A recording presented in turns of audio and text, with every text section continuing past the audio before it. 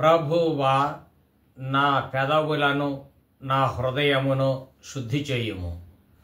నేను నీ పవిత్ర సందేశమును ప్రజలకు వినిపింతును. పితకు పుత్రునకు పవిత్రాత్మకు స్తుతులు, ఆదిలో వలె ఇప్పుడును ఎల్లప్పుడును కలుగునుగాక. సామాన్య కాలములో 25వ ఆదివారము. ప్రియమిత్రులారా, తూకాలలో తొంటరితనము గాని పేదల నోళ్లు కొట్టడం గాని మానవ సమాజం ఎరుగని విషయమేమీ కాదు. అగ్నికి ఆజ్యం తోడైతే మంటలు మరింత భీకరంగా ఉంటాయి కదా. పేదల లేమికి లెక్కలు ఎక్కువైనప్పుడు అప్పుల పాలై అణగారిపోక తప్పదు కదా. దీనికి తోడు పేదలను పట్టి పీడించుకు తినే పేరాశ గల రాబందులు ఎన్నో ఉన్నాయి. ఈ అభాగ్యుల పరిస్థితిని ఆసరాగా తీసుకొని జలగల్లాగా పట్టి పచ్చినెత్తురు తాగే స్వార్థపరులు చాలామంది ఉన్నారు. ఇలాంటి వ్యక్తులు సమాజాన్ని పట్టి పీడించే చీడపురుగులే. వీరి వలన అనేక మంది నిరుపేదల భవిష్యత్తు కూడా అంధకారమయమైపోతుంది. ఇట్టి దుస్థితి నుండి పేదలను విమోచించేవాడు ఎక్కడా అనేది చిరకాల ప్రశ్న. ఇలాంటి సంఘద్రోహుల నుండి విముక్తిని పొందాలంటే దేవుడే స్వయంగా కల్పించుకొనక తప్పదు. మనకు తెలిసినట్లుగానే దిక్కులేని వారికి దేవుడే దిక్కు అన్నట్లు ఆ ప్రభువు చొరవ తీసుకొని పేదలను ఆదుకొనకపోతే పేదల అగచాట్లు తొలగించే నాయకుడు ఏడి? ఎవడునూ లేడు. అందువలననే ప్రభువు పూర్వ నిబంధన కాలములోనే త్రాసులకు తూనికలకు సంబంధించిన నియమాలను ప్రవేశపెట్టి పేదల సంరక్షణకు పూనుకొన్నాడు. ఉదాహరణకు లేవీయ కాండం ఈ అంశాన్ని ఇట్లు పేర్కొన్నది: మీరు సరి అయిన కొలమానములను వాడుడు, కొలుచునప్పుడు గాని తూకము వేయునప్పుడు గాని ఎవరిని మోసగింపకుడు, సరి అయిన తక్కెడలను పడికట్టురాళ్లను మానికలను ఉపయోగింపుడు, మీరు నా ఆజ్ఞలను చట్టములను పాటింపుడు, నేను ప్రభుడను అని. లేవీయ కాండం 19వ అధ్యాయం 35 నుండి 37వ వచనం వరకు. కావున పూర్వ నిబంధనములోని ఈ ధర్మశాస్త్ర నియమం ప్రత్యేకంగా ప్రభుత్వ ఆర్థిక ఉద్యోగులకును వర్తకులకును ఉద్దేశింపబడింది. బేరసారాలప్పుడు సరకును సరిగా తూచి అక్రమాన్ని అరికట్టడం ఎంతేని అవసరం. మానవ మనుగడకు ఇది గీటు రాయి. అయినా ఈ విషయములో తగిన శ్రద్ధ వహించి పేదవారికి న్యాయం చేయగల నాథుడు ఎక్కడా? అందువలన దైవికమైన ఒక చట్టం అవసరమయ్యింది. వర్తకములో నీతిని కాపాడగల కర్త దేవుడు మాత్రమేనని యూదులు నమ్మినట్లు పరిశుద్ధ గ్రంథం వ్యక్తపరుస్తుంది. అదేవిధంగా యూదులు దేవుడే తూకాలను కట్టుబాటులో ఉంచునని భావించారు. ఈ కారణం చేతనే అక్రమ తూకాలను కొలతలను వేసినవాడు దైవాజ్ఞను ఉల్లంఘించి దేవునికే ద్రోహం చేసినట్టు పరిగణించారు. అందుమూలంగానే త్రాసు తక్కెడలు ఆ ప్రభువునకు చెందిన వస్తువులు, ఆయనకు సంబంధించినవే అందలి తూనిక రాళ్ళు అని సామెతల గ్రంథం అంటుంది. సామెతలు 16:11.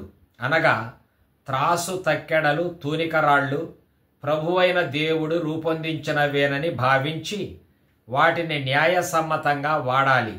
అంతేగాని పేదల నోళ్లు కొట్టడానికి మోసకరంగా వాటిని ఉపయోగించకూడదు. ఎన్నో శతాబ్దాల క్రిందట చెప్పబడిన ధర్మశాసనం నేడు కూడా ఎంతో ప్రాముఖ్యాన్ని వహిస్తుంది. మన దేశంలో దీని ప్రాముఖ్యం అన్ని దేశాలలో కంటేనూ రెట్టింపేనేమో. కేవలం దొంగ కొలతలు, దొంగ తూనికల మూలంగా దేశంలో వాడుకదారులు సుమారు 2,000 కోట్ల రూపాయలు నష్టపోతున్నారని వింటుంటే దిమ్మ తిరిగిపోతుంది. వ్యాపారులు అమాయకపు ప్రజలను ఎంతగానో వంచిస్తున్నారని వింటుంటే ఇక ఈ అన్యాయానికి అంతే లేదా అనే ప్రశ్న జనిస్తుంది. వ్యాపారం చేసే ప్రతి వ్యక్తి లాభం కొరకే చేస్తాడు. లాభం లేకుండా వ్యాపారం జరపటం అనూహ్యం. కానీ ప్రజలను ఇంత విపరీతంగా మోసం చేస్తూ వ్యాపారం నిర్వహించటం క్షమింపనొల్లని అన్యాయం. ఇది అక్రమ దోపిడీ. అసలు దమ్మిడి ఆదాయం లేకుండా వ్యాపారం చేయుమని నేను అనటం లేదు. కానీ దేనికైనా అంతు పంతు ఉండాలి. అంతేగాని చేజిక్కిన అవకాశంగా భావించి వ్యాపారులు పేదల పచ్చి రక్తాన్ని గుటగుట త్రాగి పాపం మూట కట్టుకోకూడదు. అది అనూహ్యమైన రాక్షసత్వం, అమానుష్యమైన కార్యం, మహాపాతకం. కొంతమంది పత్రికాముఖంగా, ఇంకొందరు టీవీ ద్వారా అనేక వ్యాపార ప్రకటనలు చేస్తూ ఉంటారు. వారు అమ్మే వస్తువులు కానీ, దుస్తులు కానీ, ఇతరత్ర సామాగ్రి కానీ చాలా అద్భుతమైనవని, వాటికి నిత్యావసర వస్తువుల స్థాయిని కల్పించి ప్రసంగిస్తుంటారు. వారు విక్రయించేవన్నీ ప్రపంచంలో మరెక్కడా లభించనంత నాణ్యతను కలిగి ఉన్నాయని గోరంతలు కొండంతలు చేస్తూ సామాన్య ప్రజానేకాన్ని ఆ ఉచ్చులోకి ఆకర్షిస్తూ ఉంటారు, మోసగిస్తూ ఉంటారు. ప్రతి ఒక్కడు తన సరకును గూర్చి గొప్పగా చెప్పుకొనటం మామూలే. కానీ దీనిలో కూడా అద్దుపద్దు ఉండాలి. చెప్పే మాటల్లో నిజమనేది మచ్చుకైనా కనిపించాలి. ఇట్టి బాధ్యతాయుతమైన మనస్తత్వం మన సమాజంలో అంతగా గోచరించటం లేదు. ఉదాహరణకు మత్తు పదార్థాలు, విభిన్న లిక్కర్లు ప్రాణానికి హానికరం అంటూనే వాటిని అధిక మొత్తములో అధికారికంగా అమ్మి పేదల ప్రాణాలను బలిగొనటం ఎంత హేయమైన కార్యమో యోచించండి. కనుక స్వప్రయోజనార్థం తుంటరితనంగా వ్యాపారం నడిపే వారిని దుండగులు అనటం సమంజసమే. ఈ రోజుల్లో మోసం చేయదలిస్తే తూనికరాళ్ళు తగ్గించటం కానీ, కొలత పాత్రలను చిన్నవి చేయటం కానీ అక్కరలేదు. ఇప్పుడున్న ఆధునిక యంత్రాల ద్వారా వసూలు చేసే పన్నులు కానీ, బిల్లులు కానీ చిన్న అక్షర లోపంతోనే లేక దానిని పెంచటం వల్లనో ఎంతో సొమ్మును దోచుకోవచ్చును. అధిక వెలల తప్పుడు వెల్లడి వలన దోపిడీ సంపాదన ఎంతో చేకూరుతుంది. ఇది నేడు వాడుకలో ఉన్న నవీన పద్ధతి. జగమంతా మారిన, జనులంతా మోసపోయినా దైవ ఆజ్ఞ మాత్రం మారదు. అన్యాయాన్ని, అవినీతిని దేవుడు ఖండిస్తూనే ఉంటాడు. కనుక తోడినరులకు అన్యాయం చేస్తే, మనం అవినీతితో ధనాన్ని దోచుకుంటే దైవశిక్ష తప్పదని మనం గుర్తించాలి. అందువలన అవినీతికి, మోసానికి మనం పాల్పడకూడదు. వీటిని అరికట్టడానికి కలసికట్టుగా మనలో ప్రతి ఒక్కరూ ప్రయత్నించాలి. ఇతరులకు చెందినవి ఇతరులవే కానీ మనవి కానేరవు. కనుక దురాశ పనికి రాదు. దైవవాక్య మన దైనందిన జీవితంలో మార్గదర్శిని కావాలి. ఆనాడే మన సమాజం బాగుపడుతుంది. ఈ సత్యాన్నే ఆమోసు ప్రవక్త ఈరోజు ఖరాఖండిగా మనకు గుర్తు చేస్తున్నాడు. ఆమోసు ప్రవక్త క్రీస్తు పూర్వం 8వ శతాబ్దికి చెందినవాడు. ఇతడు దక్షిణ రాజ్యమైన యోదాకు చెందినవాడు. ఇతడు బేత్లెహేమునకు 8 కిలోమీటర్ల దూరాన ఉన్న తెకోవా గ్రామాన పుట్టాడు గనుక ఇతనిని తెకోవా ఆమోసు అని కూడా పిలుస్తుంటారు. ప్రవక్తల గ్రంథాలన్నిటికంటేను మొట్టమొదటిగా గ్రంథరూపం దాల్చింది ఇతని ప్రవచనాలే. ఆమోసు ప్రవక్త చదువు సంధ్యలు లేని ఒక సామాన్యుడు, గొర్రెలను మేపువాడు. అయినా దేవుడు ఈ అనామకుణ్ణే, పొలాల చుట్టూ తిరుగుతూ ఉన్నవాడినే ఉత్తర రాజ్యమైన ఇశ్రాయేలుకు ప్రవక్తగా ఎన్నుకొన్నాడు. ఇశ్రాయేలు దేశంలో పేదల తరపున ప్రసంగించి సాంఘిక న్యాయాన్ని ప్రబోధించిన ఘనత ఆమోసుకే దక్కుతుంది. అతని కాలంలో ఇశ్రాయేలు రాజ్యం సుసంపన్నంగా విరాజిల్లుతుంది. కనుక డబ్బున్న వారంతా సుఖభోగాలకును విలాస జీవితానికి అలవాటు పడ్డారు. కానీ పేదల మాట పట్టించుకోనే లేదు. అందువలన దేవుడు ఆమోసును ఆధ్యాత్మిక ఆవేశంతో నింపి ప్రేరేపించాడు. ఇబ్బందులలో ఉన్న పేద సాధలను పట్టించుకొని వారికి న్యాయం చేకూర్చమని ధనవంతులను హెచ్చరించాడు. ధనికులంటూ పేదలను పట్టించుకొని ఆదుకొనకపోతే రాజును రంగప్పలను అందరినీ దేవుడు శిక్షించి తీరునని హెచ్చరించాడు. అట్టి హెచ్చరికలో ఒక హెచ్చరికను మనం ఈరోజు ఆలకించాం. ఆమోసు గ్రంథం అధ్యాయం 8 వచనాలు 4 నుండి 8 వరకు ఉన్న భాగాన్ని చదివాం. అక్కడ ఇలా ఉంది. ప్రవక్త ఇట్లు హెచ్చరించాడు. ధనికులారా, వర్తకులారా, చిల్లర వ్యాపారులారా, విలాస జీవుల్లారా, మీరంతా ఏకమై పేదల తల మీద కాలు మోపుతున్నారు. పేదలను అణగద్రొక్కి నాశనం చేస్తున్నారు. మోసగాండ్రును దోపిడీగాండ్రును అయిన మీరు నా మాట వినుడు. అమావాస్య ఎప్పుడు ముగియును? విశ్రాంతి దినము ఎప్పుడు దాటిపోవును?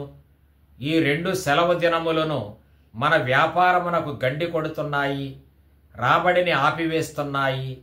దొంగ త్రాసులతోనూ తప్పుడు తూకములతోనూ కొలమానములను తగ్గించటముతోనూ పేదలను పిండి మీరు పిప్పు చేస్తున్నారు.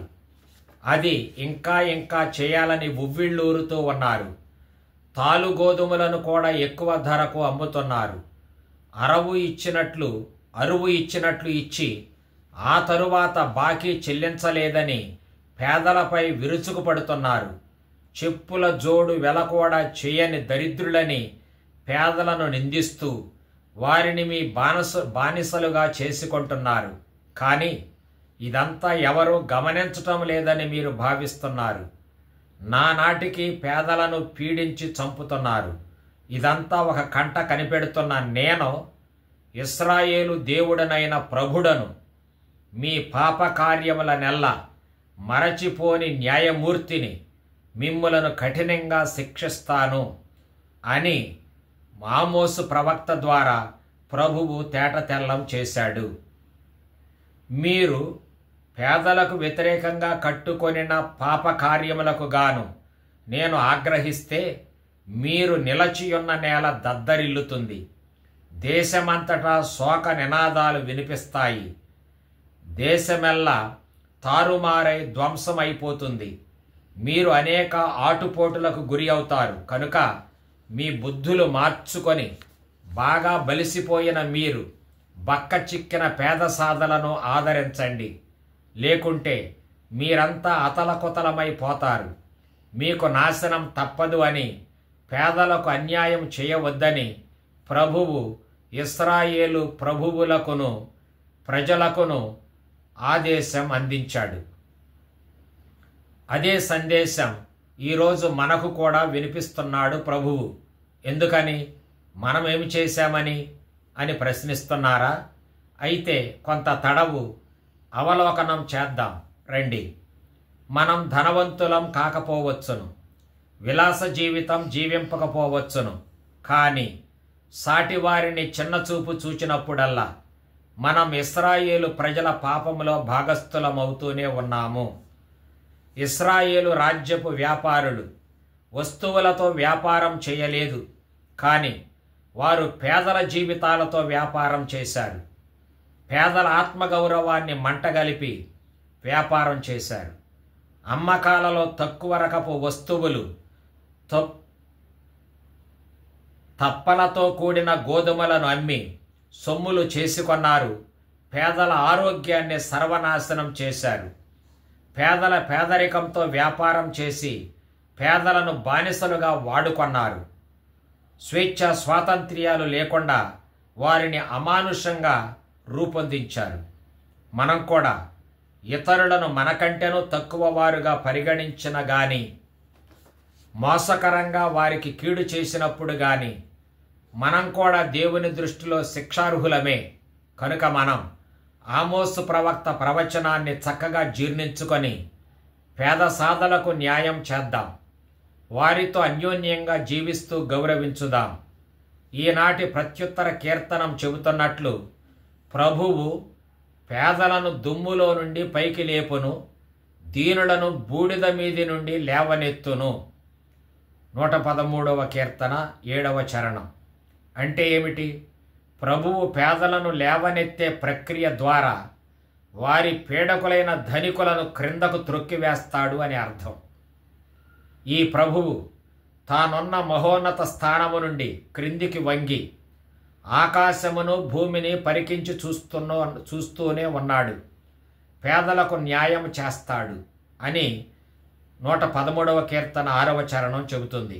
కనుక పేదలను పీడించటం అనేది దేవుడు సహించని దుర్గుణం. దానికి మనం సుదూరంగా ఉండాలి. ప్రభువు నిష్కపట హృదయులను కాపాడును అని కీర్తనకారుడు పేర్కొన్నాడు. కీర్తన 116 6లో ఏ.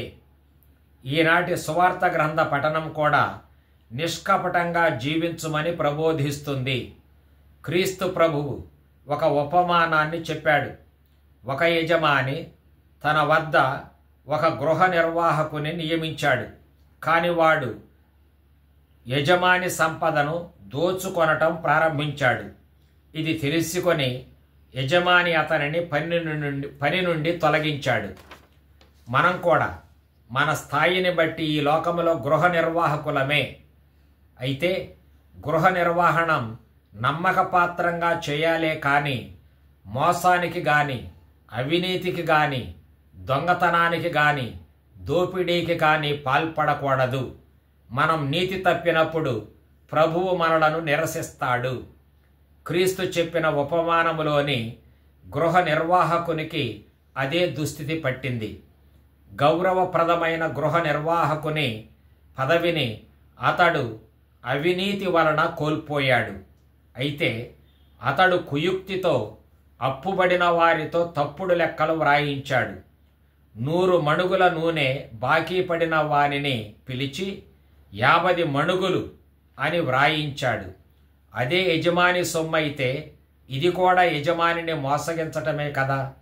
మరలా 100 తూముల గోధుమలు బాకీ ఉన్నవాడితో 80 తూములు అని వ్రాయించాడు. ఇక్కడ కూడా యజమానికి చెందినదైతే ఇది కూడా మోసమే కదా. అయినా ఈ గృహ నిర్వాహకుడు ఉద్యోగం ఊడి బయట తిరుగుతున్నప్పుడు వారు ఇతనిపై జారి దలుస్తారేమో అనే తలంపుతో సొంత మేలు కొరకు ఈ క్రొత్త నటన చేశాడు. ఇది గమనించిన యజమాని ఇతడి కుయుక్తిని మెచ్చుకొన్నాడు. కుయుక్తిని సమర్థించటం కొరకు కాదు, కానీ తనకు అందుబాటులో ఉన్న కొద్ది గడియల్లోనే స్నేహితుల్ని సంపాదించుకొనటానికి చేసిన ప్రయత్నాన్ని ప్రశంసించాడు. మనం కూడా దేవుని విషయాలలో చివరి క్షణం వరకు కూడా సృజనాత్మకంగా కృషి సలుపుతూనే ఉండాలి. దేవుని సేవలో అలసత్వం, అశ్రద్ధ, నీరసం, నిరుత్సాహం తగదు. ఆయా సందర్భాలలో మనం పెడత్రోవ పట్టి దేవుని శిక్షను పొందినప్పుడు కూడా నిరాశ చెందకూడదు. మరల తిరిగి ప్రభుని స్నేహితులుగా మారటానికి శాయశక్తుల యుక్తితో, భక్తి శ్రద్ధలతో శ్రమించాలి. అప్పుడు ప్రభువునకు మనం ఆమోదయోగ్యులం కాగలం. గృహ నిర్వాహకుడు స్వలాభం కొరకు ఖాతాదారులను మచ్చిక చేసి కొనడానికి బాకీని తగ్గించి వారికి ఉపకారం చేశాడు. కానీ అది యజమానికి అపకారమే చేశాడని అనుకోవాలా?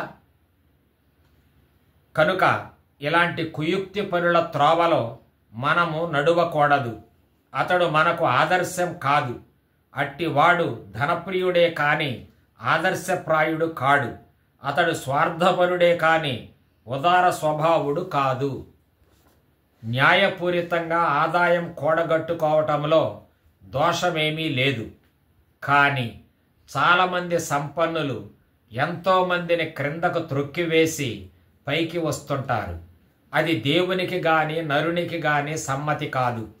వీరంతా పేదలను మరింత పేదలను చేసి డబ్బు కూడగట్టుకుంటున్నారు కనుక మానవ ధర్మం ప్రకారం దోషులే అవుతారు. వారికి ఈ లోకములో అడ్డు ఎవరూ లేకపోవచ్చును. కానీ క్రీస్తు చెప్పిన మాటలను శ్రద్ధగా వింటే ఆఖరికి పేదలను ఆదుకొనకపోగా పేదల సొమ్మును కాజేసి ఆస్తిపరులైన వారి గతి ఏమవుతుందో మనం గ్రహింపవచ్చును. ధనవంతుడు దేవుని రాజ్యమున ప్రవేశించుట కంటెను వంటే సూది బెజ్జములో దూరిపోవుట సులభతరము అని మరలా మీతో రూఢిగా చెప్పుచున్నాను అని యేసు ప్రభువు నుడివెను. మత్తయి సువార్త 19:24. కావలసిన దానికంటేను అధిక సంపదను కూడగట్టుకొనటం సమంజసం కాదు. ఇతరుల సంపదను మోసపూరితంగా కొల్లగొట్టి సమాజంలో గుర్తింపు గలవానిగా చలామణి కావటం, పెద్ద పెద్ద పీటలపై కూర్చొనటం మరింత హేయం. ఇట్టి సంపద వలన కీడే గాని మేలు జరుగదు. కనుక ధనవంతులు పేదల అభివృద్ధికి కొమ్ము కాసి శ్రమించాలి. తమ సంపద పేదల అభివృద్ధికి వెచ్చించాలి. మనం మన ఆస్తికి యజమానులం కాము, కానీ దేవుని పేరిట సంరక్షకులం మాత్రమే.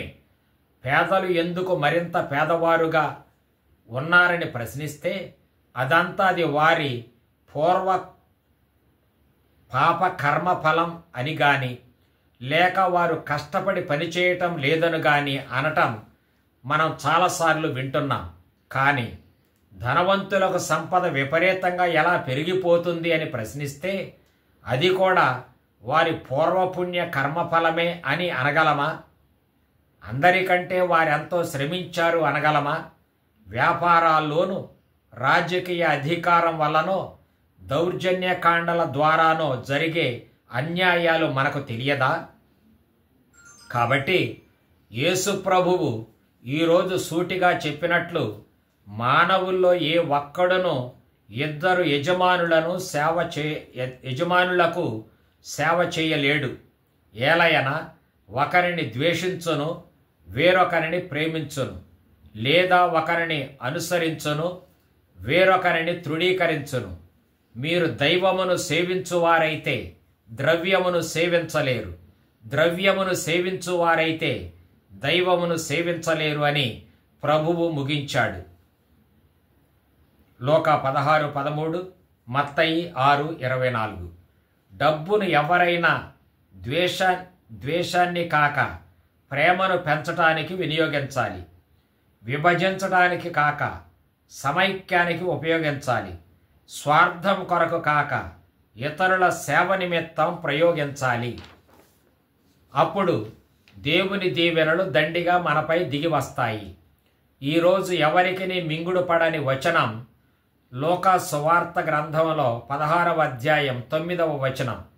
అక్కడ ఇలా ఉంది: క్రీస్తు తన శిష్యులతో అన్యాయపు సొమ్ముతో స్నేహితులను సంపాదించుకొనుడు. ఏలయన ఆ సొమ్ము గతించినప్పుడు వారు నిత్య నివాసములో మిమ్ము చేర్చుకొందురు అని మీతో నిశ్చయముగా చెప్పుచున్నాను అని తెలియజేశాడు. ఇక్కడ అన్యాయపు సొమ్ము అని అంటే ఇతరులను మోసగించి అధికారికంగానో అనధికారికంగానో సంపాదించిన ధనం. దీనినే మనం అధర్మ సంపాదన లేక దుష్ట సంపాదన, అక్రమంగా దోచుకున్న సొమ్ము లేక నల్లధనం అని విభిన్న పేర్లతో పిలుస్తూ ఉంటాం. ఇట్టి ధనాన్ని దాచుకొని మరింత పాపం కట్టుకొనటం కంటేను దానిని సకాలములో వదులుకొని మనస్సాక్షి భారాన్ని తగ్గించుకొనటం ఉత్తమం. అట్టి సొమ్ము నాది కాదనుకొని ఒప్పుకొని పదుగురికి మేలునొచ్చే విధంగా ఆ సొమ్మును నీకు దూరం చేసుకొనటం ఉత్తమం.